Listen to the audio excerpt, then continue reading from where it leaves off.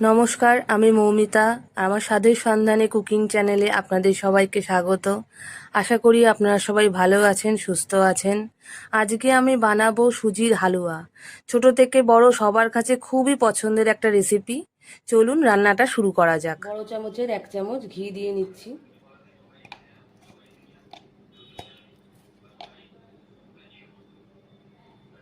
প্রথমে কাজু আর কিশমিশটা ভেজে নেব। ঘি গরম হয়ে গেছে, প্রথমে কাজু আর কিশমিশটা ভেজে নেব। এখানে আমি অল্প কিছু কাজু নিয়েছি আর কিশমিশ নিয়েছি।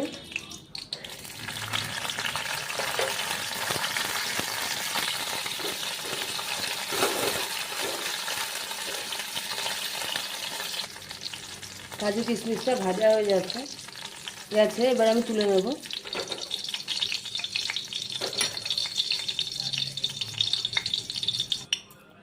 এবার আমি ঘিয়ের মধ্যে ছোট বাটির হাফ বাটি সুজি নিয়েছি, এটা আমি দিয়ে দেব।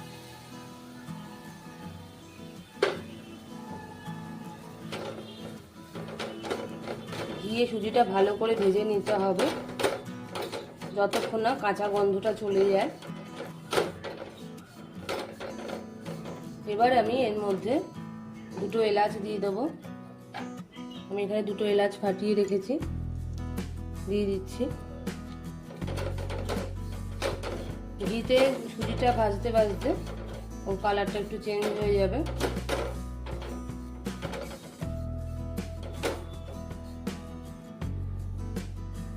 সুজিটা ভাজা হয়ে গেছে, এবার আমি এর মধ্যে জল দিয়ে দেব।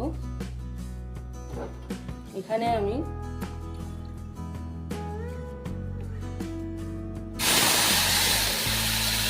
দেড় বাটির মতো জল দিচ্ছি। এই বাটি 1.5 বাটি জল দিচ্ছি। সুজিটা যাতে ভালো করে জলের মধ্যে মিশে যায়,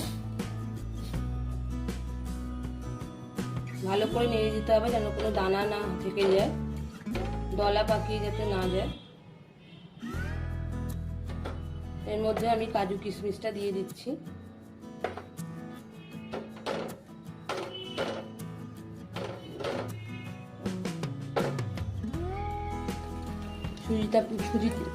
সুজিটা ফুটছে। এবার আমি এর মধ্যে যতটা পরিমাণ সুজি নিয়েছিলাম ততটা পরিমাণ চিনি দিয়ে দিচ্ছি।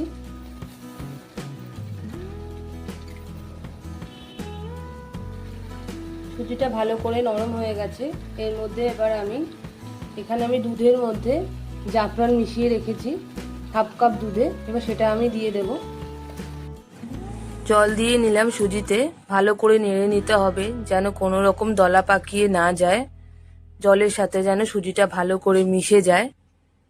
এখন আমি এতে ড্রাই ফ্রুটসগুলো দিয়ে দিলাম। আপনারা চাইলে আরও অন্য ড্রাই ফ্রুটসও দিতে পারেন।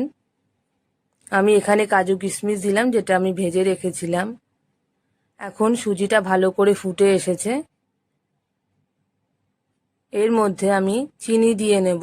যতটা পরিমাণ সুজি নিয়েছিলাম ঠিক ততটা পরিমাণ চিনি আমি এর মধ্যে দিয়ে দিলাম, হাফ বাটি মতো।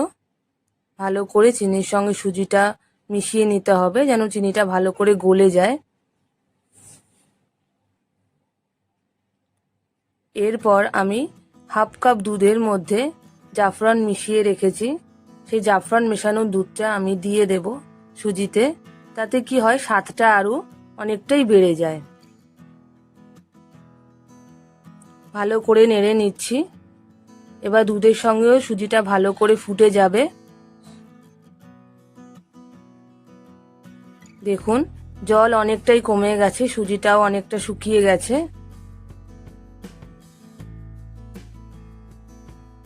সুজির হালুয়া প্রায় রেডি হয়ে গেছে।